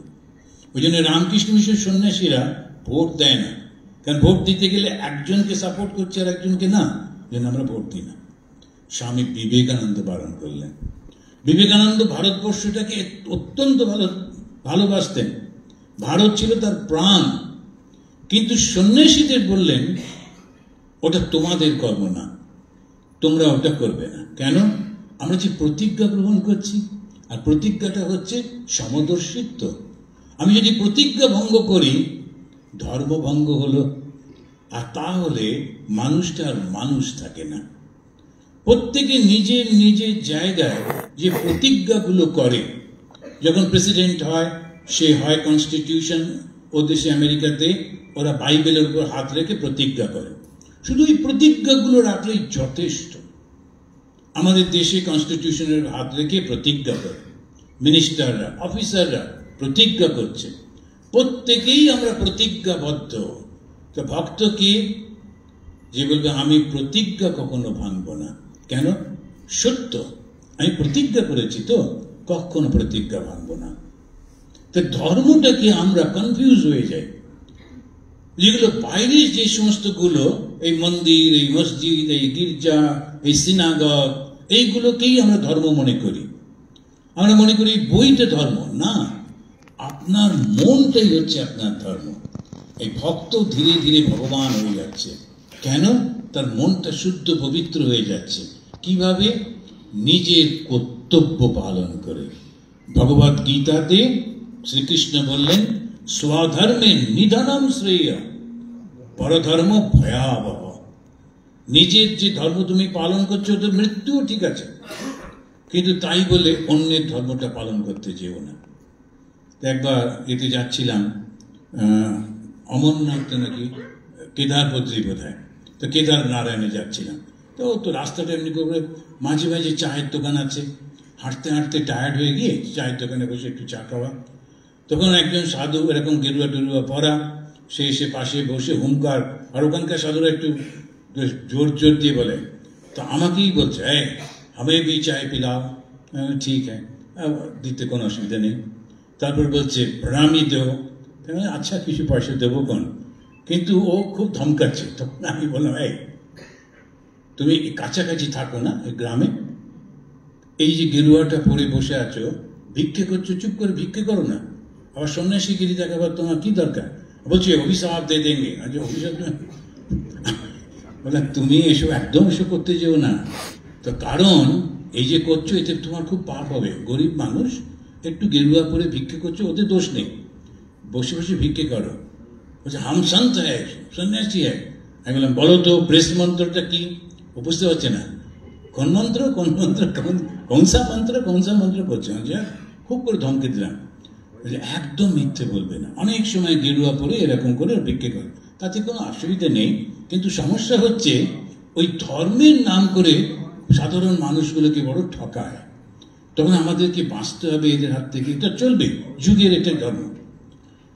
একবার গেছিলাম ওই যে আমাদের কুম্ভ মেলায়, সেখানে মাইক্রোফোনে অ্যানাউন্স করছে, ছোটি সি পাপ 5 रुपया में खालाम তখনকার দিনে उससे बड़ा 10 रुपया মাইকের উপরে মাইকে অ্যানাউন্স হচ্ছে। আমরা 4-5 জন সাধু ঘুরছিলাম, চলুন দেখে আসি। ছোটখাটো পাপ তো করেইছি, 5 টাকায় যদি ওটা হয়ে যায়, মিটে যায়, তারপরে 10 रुपया में 20 रुपया, আর যদি খুন টুন করে দেবে 100 টাকা হয়ে যাবে। তো গেছি, গিয়ে দেখছি বাবা তুমুল লাইন পড়েছে। একজন বাবাজি এরকম বসে আছেন, আর পেছন থেকে একজন দুজন হাওয়া করছে, দূরে একটা গাই বাঁধা রয়েছে। হিন্দুদের একটা গাই না হলে আজকাল চলে না, তো গাই বেঁধে রেখেছে। তারপরেতে আর এরকম সব হচ্ছে। আমি একটা ওই লোকটি যে টাকা তুলছিল ওকে গিয়ে বললাম, আচ্ছা সচ্চি এই 5 रुपया में पाप स्खलन होते? ও আমার দিকে তাকিয়ে বুঝলো রামকৃষ্ণ মিশনের সাধু, কেননা পাশেই আমাদের হসপিটাল আছে। তখন ও আমাকে হাত ধরে একটু দূরে নিয়ে গেল, নিয়ে গিয়ে বলল যে ये जो समय है ना, इसमें हमें हमारा कुछ कमाई होते हैं और इन लोगों को कुछ चैन मिलते हैं। चैन माने शांति, এদের একটু শান্তি পায়, আমাদের কিছু অর্থ আসে। आप बीच में क्यों घुस गए? আমি বললাম তাও বটে, আর দরকার নেই, চলো। ওটাও কিন্তু চলে, কিন্তু মানুষের অত্যন্তিক ক্ষতি কখনো করতে নেই। সেই জন্যে ধর্মটা খুব অসাধারণ জিনিস। এবারে ধর্মের অ্যাকচুয়ালি যে ভক্ত ভগবানকে ভালোবাসে, আর যখন সে ভালোবাসে সে সব দিতে চায়, কিচ্ছু নিতে চায় না। ওই জন্যে এমন ভাবে সে ভগবানকে ভালোবাসে, তার সমস্ত কিছু ভগবানে অর্পণ করে। আর সে ভগবানে অর্পণের পর তার কি হয়, যখন সে ভগবানকে ডাকে, ভগবানকে ধ্যানের মধ্যে পায়, সে ভগবানের মতো হয়ে যায়, তখন তার কি হয়? ভগবান লাভ করলে তার কি হবে? পরীক্ষায় পাশ করে যাবে, কোনোদিন শরীর খারাপ করবে না, সমস্ত যত মামলা টামলায় জিতে যাবে, এরকম কি? তা কিন্তু না, শুধু আনন্দে ভরে যাবে মনটা। ভগবান লাভ মানে হচ্ছে আনন্দে ভরে যায়, খুব আনন্দ। কেন না, ওই ভগবানই তো আনন্দ, ওই আনন্দ থেকেই সমস্ত জগৎ সৃষ্টি হয়েছে। ওই জন্য উপনিষদ বলছে আনন্দেব খলু ইমানি ভূতানি জায়ন্তে। আনন্দ থেকেই কিন্তু এই সমস্ত জগৎ সৃষ্টি হয়েছে। তাই তো আমরা আনন্দের খোঁজ করি, আমরা যা কিছু করি শুধু আনন্দের জন্য করি, তাই না? যাটাই করি সবটা আনন্দের জন্য করি। আর সে আনন্দ কি করে পাবো? ভগবানকে ভালোবেসে। ভগবানকে পাবো কোথায়? স্বামী বিবেকানন্দ বললেন, জীবে প্রেম করে যেই জন সেই জন সেবিছে ঈশ্বর। ভগবানকে কোথায় খুঁজছো? হিন্দিতে একটা খুব সুন্দর বলে ওরা, मैं को कहाँ ढूंढो बंदे, मैं तो तेरा पास मो, खोजोगे तो अभी मिलूंगा, पल भर के तलाश मो। কি সুন্দর করে বলে, আমাকে তুমি কোথায় খুঁজছো? আমি তো তোমার পাশেই রয়েছি, যদি ঠিক মতো খুঁজো এক্ষুনি তুমি আমাকে দেখতে পাবে। পল ভর কে তল্লাশ মো, এই যে চোখের পাতাটা পড়ে তাকে বলে পলভর, পল ভর কে তল্লাশ মো। আর সেটি কি? ভালোবাসা। ভগবান কি? LOVE, এই হচ্ছে ভগবান। আমরা যখন এই ভগবানকে ডাকি, ওই ভালোবাসায় পরিপূর্ণ হয়ে যায় মন। আমি কি করে অন্যের নিন্দা করব? কি করে অন্যকে কষ্ট দেব? সামাজিক একটা দিক আছে, ওটার কথা আমি বলছি না। সামাজিক দিকটা একদিক, সেখানে আমাকে নিজেকে রাখতে হবে ঠিক করে। কেউ আমাকে আক্রমণ করলে আমিও প্রতিহত করব, এসব সব রয়েছে। কিন্তু যখন ধার্মিক দিকটা আসছে, সেখানে শুধু ভালোবাসা থাকে, আর কোনো কিচ্ছু থাকে না। আর কি থাকে? নিঃস্বার্থপরতা। তো ভালোবাসা আর নিঃস্বার্থপরতা আমার কথা নয়, স্বামী বিবেকানন্দ বলছেন আনসেলফিশনেস ইজ গড। ভগবান কাকে বলে? আনসেলফিশনেস। এই ভগবান হচ্ছেন যার কোনো রকম স্বার্থ নেই। আর যার স্বার্থ নেই তার কি থাকে? শুধু ভালোবাসা থাকে। তাহলে আমরা ভগবানকে ভালোবাসবো কেন? শুধু আনন্দ পাওয়ার জন্যে। আর সেই আনন্দটা ঈশ্বর আমাদের দেবেন যখন আমরা সবাইকে ভালোবাসবো, যখন সবাইকে আমরা সেবা করব, কারো দুঃখ আমরা কখনো দেখলে সারাতে না পারি, সাহায্য করতে না পারি, অন্তত প্রার্থনা করব। সে যদি আমার শত্রুও হয় তবুও ঠাকুরকে বলবো, ঠাকুর ও মানুষটা একটু এরকম, কিন্তু ওর বড় কষ্ট হচ্ছে, তুমি একটু ওকে কৃপা করো। যদি হৃদয় থেকে এটা করতে পারি, জানবেন আপনি ভক্ত হয়েছেন। আবার ঠাকুর বলছেন, ভক্ত হবি তো বোকা হবি কেন? ভক্ত হলে ঠকে যাবেন না যেন। খুব অ্যালার্ট হয়ে থাকতে হয়। ভক্ত খুব বুদ্ধিমান হয়, বোকা হয় না। অনেক ধারণা যে ভক্তরা একটু বোকা টাইপের, সাধুগুলো একটু হাবা বাবা, এরকম না। একেবারে ভীষণ অ্যালার্ট, কিন্তু সরল, ভালোবাসায় ভরা এরা, এই ভক্ত। আমাদের এই যে সময়টা চলছে, এটা হচ্ছে কলিযুগ। চারপাশে মিথ্যা আর এই নানান রকমের যত খারাপ কলিযুগের এগুলো চিহ্ন, ওগুলো হবেই, আমরা আটকাতে পারবো না। তা আমি কি করব? ভগবান কৃষ্ণের কাছে যখন ছুটে ছুটে গেলেন ঋষিরা, বললেন এই কলিযুগ এসছে, আমরা কি করব কৃষ্ণ? কৃষ্ণ বললেন, তোমরা নৈমিষারণ্যে চলে যাও। সেখানে বিষ্ণু সর্বদা তাকিয়ে রয়েছেন, কলি প্রবেশ করতে পারবে না। সে নৈমিষারণ্যটা কোথায়? ইউপিতে ওর একটা জায়গা দেখায় বটে, কিন্তু আসলে নৈমিষারণ্য হচ্ছে আমাদের হৃদয়টা। আর এই হৃদয়ের মধ্যে বিষ্ণু কখন তাকিয়ে থাকেন? যখন আমরা জপ করি, ভগবানের নাম জপ করছি সারাক্ষণ, ভগবানকে স্মরণ করছি, ভগবানের দৃষ্টি আমার উপর। কলি আমাকে স্পর্শ করতে পারবে না, মিথ্যা আমাকে স্পর্শ করতে পারবে না, অহংকার আমার ক্ষতি করতে পারবে না, শারীরিক সুখের জন্য আমি পশুর মতো ব্যবহার করব না। কলির সমস্ত প্রভাব থেকে শুধু ভগবানের নামটা আমাকে বাঁচিয়ে রাখবে। ভগবান শ্রীরামকৃষ্ণের 450 বছর আগে চৈতন্য মহাপ্রভু বললেন, শুধু নাম করো, ভগবানের নাম করো। আর এখন শ্রীরামকৃষ্ণদেব বললেন, ঈশ্বরের নাম গুণ কীর্তন করতে হয়। ঈশ্বরের নাম আর তার গুণটা কীর্তন করতে হয়। শ্রীরামচন্দ্রের নাম যখন আমরা নিয়ে আমরা ভুলে যাই শ্রীরামচন্দ্রের গুণটা কি। শ্রীরামচন্দ্রের গুণটা কি বলুন তো? শ্রীরামচন্দ্রের গুণ হচ্ছে কথা দিলে কথা রাখতে হয়, এটাই তার গুণ। রঘুকুল রীতি সদা চলি আই, প্রাণ যাও বড় বচন না যায়। যারা রামচন্দ্রের পূজারী, এইটা ওদের মনে রাখা উচিত। যাকে কথা দিয়েছি সে কথা আমি রাখবো, এবং সেটা তার জন্য প্রাণ যায় যা। তা এই যে কথাটি আমরা শুনলাম, বললাম, ওইটি হচ্ছে শ্রীরামকৃষ্ণ বলছেন নাম গুণ কীর্তন। ভগবান শ্রীরামকৃষ্ণের গুণটা কি? সত্য আর ত্যাগ। ত্যাগই তাঁর আসল। কি ত্যাগ করলেন? গরিব একটা ঘরের ছেলে, কোন রকমে একটু পূজা করতেন, কি আর ত্যাগ করলেন? অহংকার ত্যাগ করলেন। কোনো অহংকার তার ছিল না। এই শরীরটাকে তিনি আমি বলতে পারতেন না। এই হচ্ছে ত্যাগ। আমরা আজকে কি শিখলাম? আমার মধ্যে আত্মবিশ্বাস থাকবে। এই আত্মবিশ্বাসের সঙ্গে আমি পড়াশোনা করব, সমাজের একটা বড় পজিশনে যাব, এবং সেখান থেকে আমার অন্যদের সাহায্য করতে সুবিধে হবে। সুতরাং সেটি আমি করব।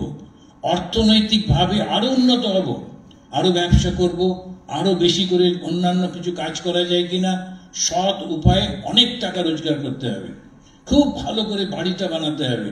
বাড়ির মা আর সব বোনেরা যারা রান্না করে, রান্নাঘরটা ঝকঝকে টকটকে থাকবে, ওদের জন্য কষ্ট না হয়। এইরকম ভাবে বাঁচবো মানুষের মতো, সুন্দর একটা ভাবে করতে হবে। আবার সঙ্গে সঙ্গে এই জগৎটা তো দুদিনে, তাই ওই রকম ভাবে অন্যকে ঠকিয়ে কষ্ট দিয়ে টাকা পয়সা রোজগার করব না, ওটা কোনো দরকার নেই। আর সমস্ত সময় আপনারা যারা ভক্ত, সারাক্ষণ ঠাকুরকে বলবেন, মাকে বলবেন, ঠাকুর আমি তো তোমার সন্তান, আমার হাত তুমি ছেড়ো না। আমার হাত ছেড়ে দিলে আমি কোথায় যাব? তুমিই বলেছ। ছেলে যখন বাবার হাত ধরে ধরে যায়, পড়ে যাওয়ার সম্ভাবনা, কারণ কখনো ছেলে ছেড়ে দেবে। কিন্তু বাবা যদি ছেলের হাত ধরে, তাহলে ছেলের আর পড়ার সম্ভাবনা নেই। তুমি আমার বাবা, তুমি আমার মা, তুমি ছাড়া এই জগতে আমার কেউ নেই। তুমি আমাকে ধরে থেকো, আর আমি যেন জীবনের শেষ দিনে তোমার কাছে যাই, কাউকে যেন কষ্ট না দিই, আর যতটা সাধ্য সবাইকে সাহায্য করতে পারি। এই হচ্ছে ভক্তের প্রার্থনা, আর ভগবান শুনবেনই শুনবেন। জয় ঠাকুর, জয় মা, জয় স্বামীজি। সবাই ভালো থাকুন।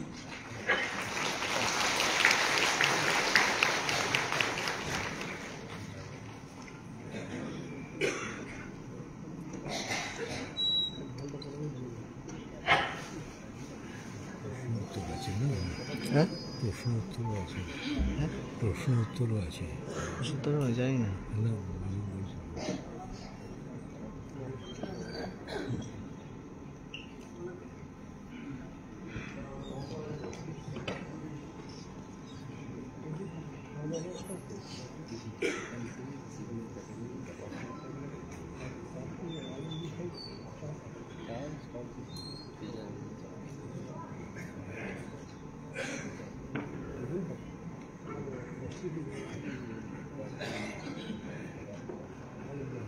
হ্যালো হ্যালো, এখন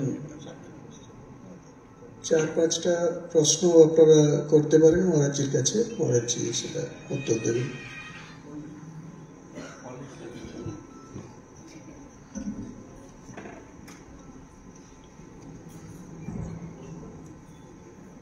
একটু যদি হাত ওপর দিকে তুলেন আমরা বুঝতে পারবো, সেখানে আমরা পৌঁছে যাবো।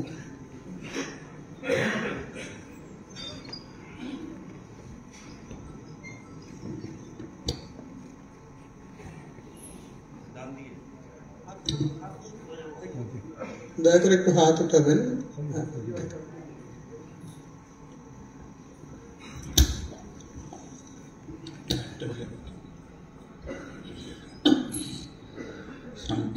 স্বামীজি, কেউ যদি চালাকি করে কোনো কথা আদায় করে নেয়, সেই ক্ষেত্রে প্রতিশ্রুতি যদি ভঙ্গ করা হয়, সেটাও কি পাপ? না, চালাকি যদি করে আপনাকে ঠকিয়ে কথা আদায় করে নিল, ওটা আপনি কথা দেননি, তখন ওটা মোটেই পাপ না। আপনি নিজে ইচ্ছা করে যখন কাউকে কথা দিয়েছেন, সেইটি ভঙ্গ করা, সেটি পাপ, অবশ্যই অন্যায়।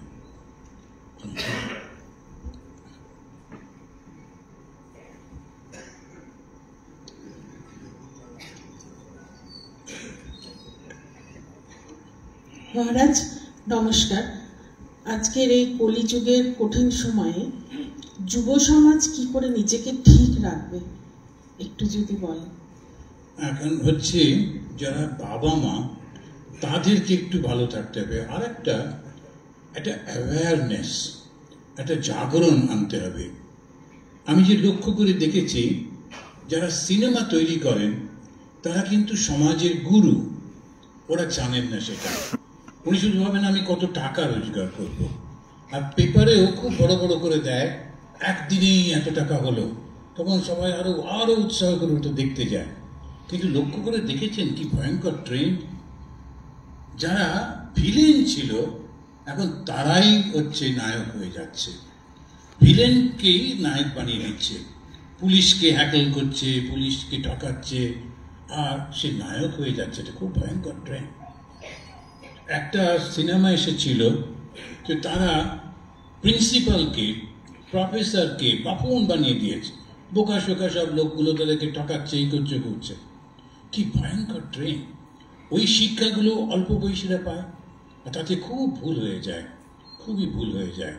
সেই জন্য যারা নিউজ পেপার, মিডিয়া, সিনেমা, এরা হচ্ছেন এখন বর্তমান যুগে প্রচণ্ড শক্তিশালী গুরু। এরা যদি এরকম করে সমস্ত সমাজকে করতে থাকেন, খুব ভুল হবে। তো সমাজের মধ্যে থেকে একটা প্রতিবাদ গড়ে ওঠা যে তোমরা এটা করতে পারো না, তোমরা এমন কিছু শিক্ষা দাও যাতে খুব ভালো হবে। একটা ছোট্ট, এই যে এখন ছোট ছোট করে এগুলো আসে না, ওই মুভিগুলো, ছোট্ট একটা দেখলাম, একজন সিনেমা আর্টিস্ট, উনিও খুব বিখ্যাত, তা তিনি একজনকে সাহায্য করেছেন, তখনও বলছে যে তোমাকে ধন্যবাদ। বলছে আমাকে ধন্যবাদ দেবেন না, আরো 3টে লোককে আপনি সাহায্য করবেন যখন সুযোগ পাবে। আর ওই রকম করে করে একটা মেসেজ যাচ্ছে সমাজের কাছে যে আমি যখন কারোর কাছে সাহায্য পেয়েছি, আমিও 3 জনকে সাহায্য করবো। That's a good movie, that's a good cinema. সেই জন্যে এই সমাজে যুব সমাজকে উদ্দীপ্ত করতে আমাদের প্রত্যেককে অ্যাওয়্যার হতে হবে, এবং সমাজের মধ্যে থেকে এই ভাবটা যে উঠে আসবে, তখন মুভি মেকার্স যারা সিনেমা করে তারাও সচেতন হবে। আর তাছাড়া আমাদের বাড়ির প্রত্যেকটা ছেলে মেয়েকে ভালো ভালো জায়গায় নিয়ে যেতে হবে, তাদেরকে ভালো কথা শোনাতে হবে। স্বামী বিবেকানন্দের বই যদি পড়ান, ওদের মধ্যে সাবকনসিয়াসে থাকবেই থাকবে, এবং পরবর্তীকালে ও যখন একটু ম্যাচিওর হবে ও বুঝবে কোনটা ভালো কোনটা মন্দ। আর ফাইনালি একটু প্রেয়ার করতে হবে ভগবানের কাছে। আমাদের তো প্রার্থনা ছাড়া তো আমাদের গতি নেই। ঠাকুরকে বলবো, ঠাকুর এই অল্প বয়সীদের তুমি রক্ষা করো। Thank you, and thank you for your concern.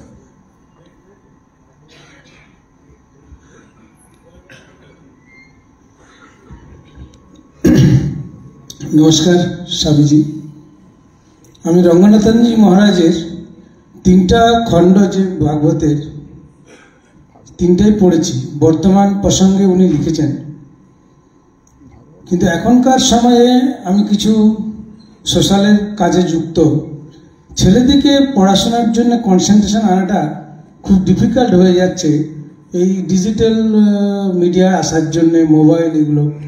কিভাবে ছোট ছোট শিশুগুলোকে, যারা এখনো 9-10 পৌঁছায়নি, যাদের বুদ্ধি ম্যাচিওর হয়নি, তার দিকে কি করে শিক্ষার জগতে আনা যায়, এটা একটু বলুন। সমাজের সঙ্গে সঙ্গে না সবগুলো চেঞ্জ হয়।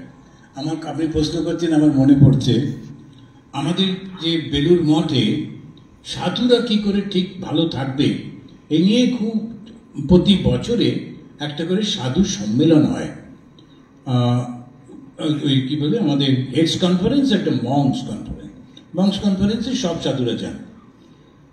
অন্তত 2 বছর 3 বছর আমার মনে আছে একটা টপিক প্রত্যেকবার আলোচনা হতো, সাধুদের ঘড়ি পরা উচিত কিনা।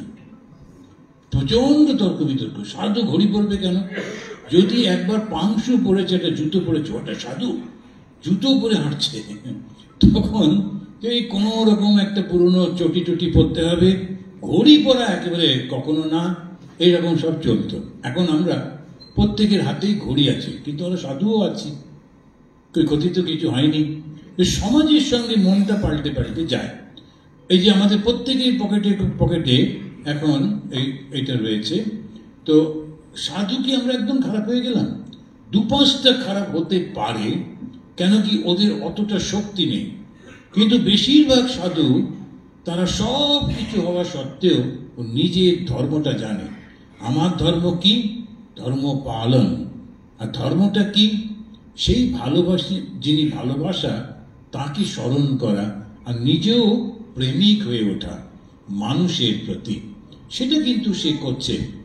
সেজন্য চিন্তা করবেন না, ঠিক একদম হয়ে যাবে। আপনি টিচার হিসেবে ওদেরকে ভালো ভালো কথা বলুন, ভালো কথা শোনান, তখন দেখবেন ঠিক হয়ে যায়।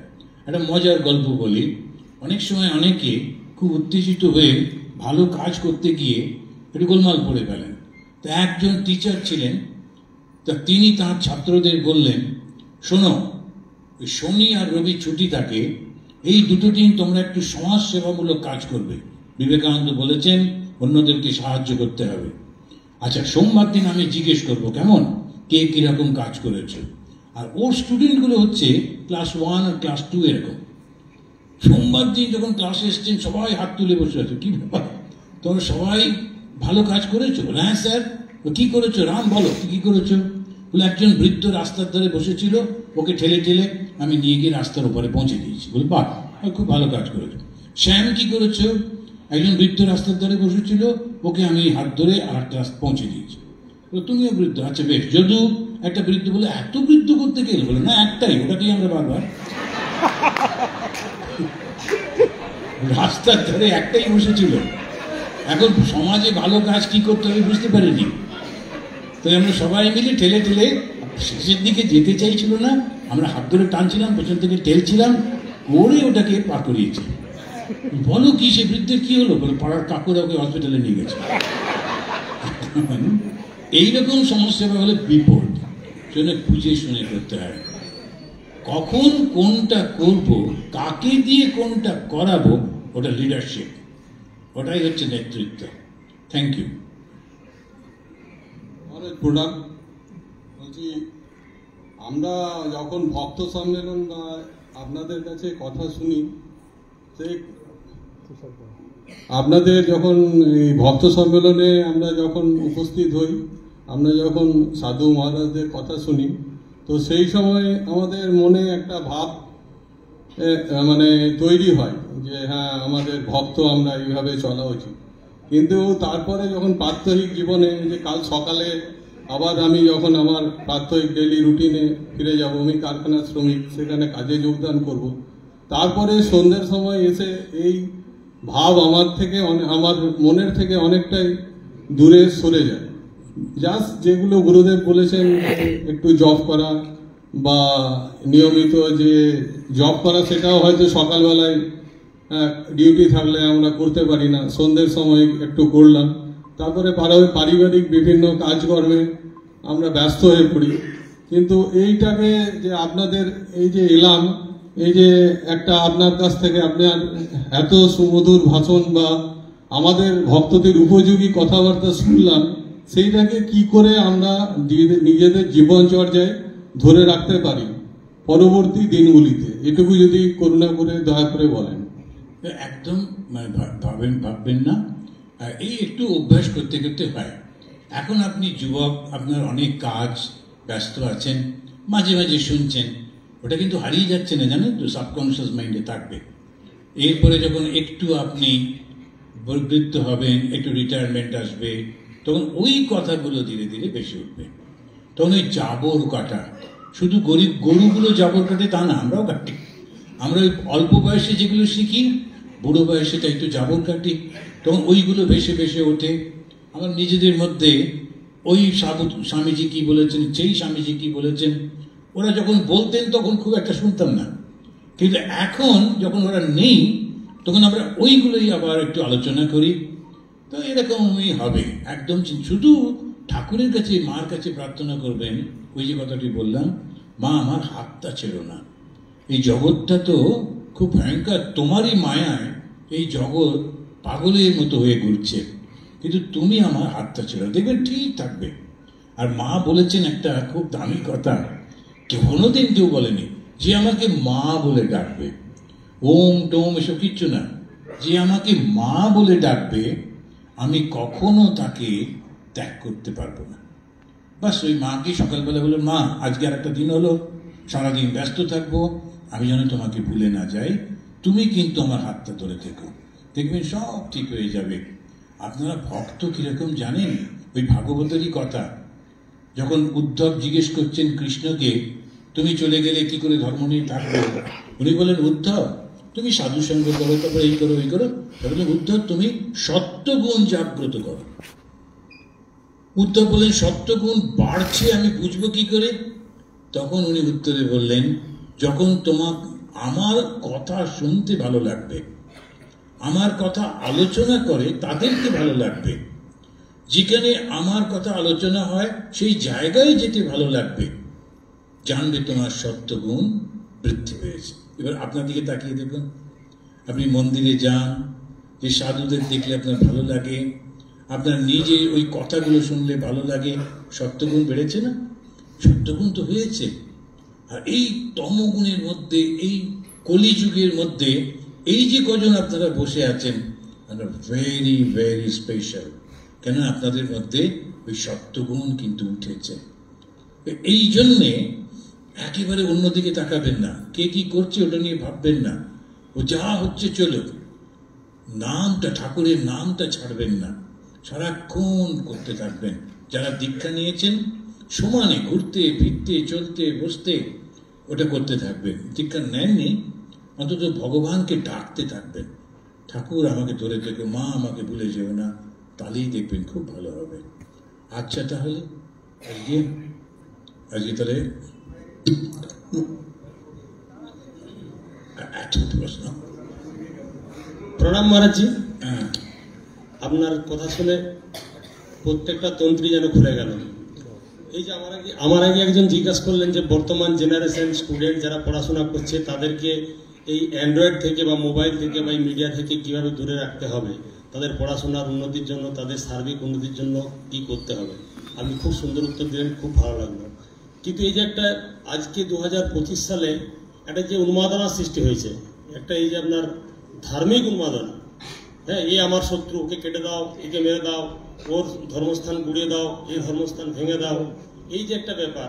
তারপরে আপনি আরেকটা কথা বললেন যে ওই ধ্যান জপ করার সময় অ্যান্ড্রয়েড দূরে রাখা, একান্তে চলে যাওয়া।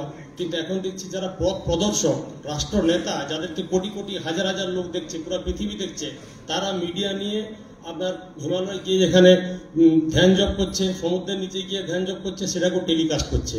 এইখান থেকে, এই জায়গা থেকে ইয়ং জেনারেশন এবং আমাদের মধ্যে যারা 50 ঊর্ধ্ব, আমরা নিজেদেরকে কিভাবে ওই জায়গা থেকে মানে বাঁচিয়ে রাখবো বা নিজেদেরকে কিভাবে ওই জায়গা থেকে ডিস্টেন্স মেনটেন করে চলবো, যদি একটু বলেন তাহলে খুব ভালো হয়। দেখুন, আপনার মনে হচ্ছে ওটা ভালো নয়, তো ওদিকে শুনবেন না, তাকাবেন না, তাহলেই হলো। তো জগতে এখন সবাইকে নিয়ে আপনি ভাববেন না, শুধু নিজেকে নিয়ে ভাবুন যে আমি করব না, ব্যাস তাহলেই তো হলো। আমরা যেমন বললাম, আমরা ভোট দিই না, কিন্তু আমরা তো কাউকে বলি না। রামকৃষ্ণ মিশন কখনো কোনো তাদের ভক্তকে বলে না তুমি একে ভোট দেবে আর ওকে ভোট দেবে না, কখনো বলি না। আমরা বলি তোমরা ম্যাচিওর, নিজে নিজে বোঝো, করো। কিন্তু ধর্মের ব্যাপারে হলে তখন বলি এই এরকম করে করো, ওরকম করে করো। কেমন নিজেরটা নিজে আপনি ঠিক রাখুন, বাকি জগৎ ওর মতো চলবে, আবার ঠিকও হয়ে যাবে। কত এলো আর কত গেল শুধু চিন্তা করবেন না, সব ঠিক হয়ে ভাই প্রণাম। জ্ঞানগঞ্জ সম্বন্ধে বলবেন? জ্ঞানগঞ্জ, হ্যাঁ, জ্ঞানগঞ্জ সম্বন্ধে ভালোবাসে। জ্ঞানগঞ্জ সম্বন্ধে বলবেন একটু। জ্ঞান ইন্দ্রিয়, হ্যাঁ, জ্ঞানেন্দ্রিয় কটা না? জ্ঞান ইন্দ্রিয় কটা? আমাদের ইন্দ্রিয় বলতে এই যে কান, চোখ, নাক, তারপরে মুখ আর হাত। তো হাতে মানে স্কিন, এগুলো সব তো ইন্দ্রিয় না? এগুলো কি খাবার খাচ্ছে? কি খাচ্ছে? চোখ গিয়ে ও রূপ খাচ্ছে, রূপ দর্শন করছে। কান শব্দ, নাক গন্ধ, জিহ্বা স্বাদ, আর ত্বক স্পর্শ। এই পাঁচটাকে বলে পঞ্চ জ্ঞান ইন্দ্রিয়। আর এইটা আমাদের মনটাকে পাগল করে, ওই জন্য এটাকে শুদ্ধ করতে হয়। আজকে ভালো ভালো শব্দ শুনলাম, তখন আমরা খেলাম।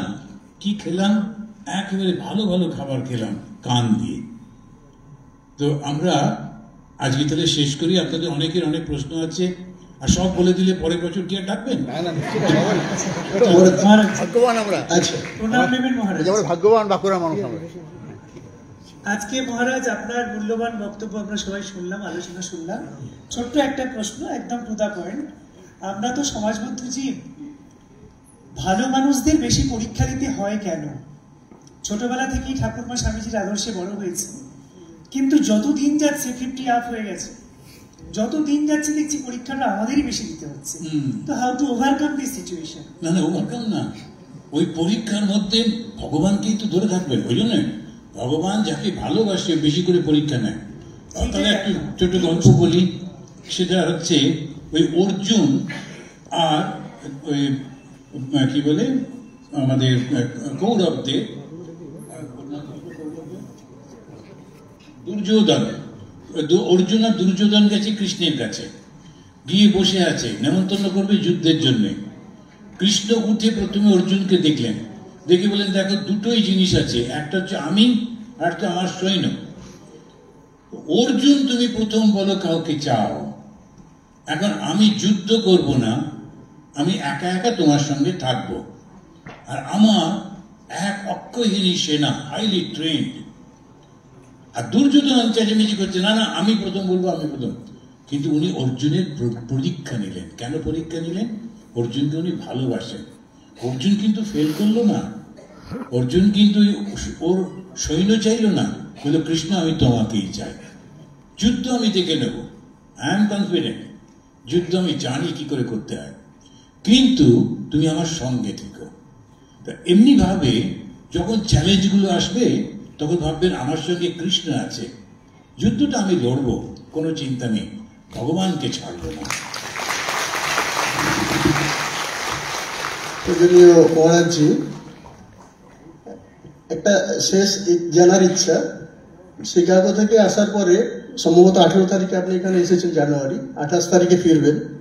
তো এত এনার্জি, এত এই বয়সে মায়ের সন্তান তো নিশ্চয়ই এত এনার্জি আপনি সারা দিকে করছেন, তো আপনি কি করে এই এনার্জি কি করে মহারাজজি পাচ্ছেন? আমার কত আমাকে বুড়ো বলছে, আমার রাগ হচ্ছে কিন্তু কথা, এত শক্তি মহারাজ কোথা থেকে আসছে? তুমি জানো কতক্ষণ ধরে আমি এই কি বলে আমাদের এই মধুর জল খাচ্ছি, মধুর দারুণ এনার্জি থাকে।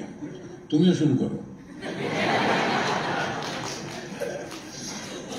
পূজনীয় মহারাজজিকে আমরা আন্তরিকভাবে আবারও ভক্তিপূর্ণ প্রণাম নিবেদন করি। এখন ধন্যবাদ জ্ঞাপন প্রদান করবেন শ্রীমৎ স্বামী অভয় আত্মানন্দজি মহারাজ, রামকৃষ্ণ মঠ মিশন, বাঁকুড়া।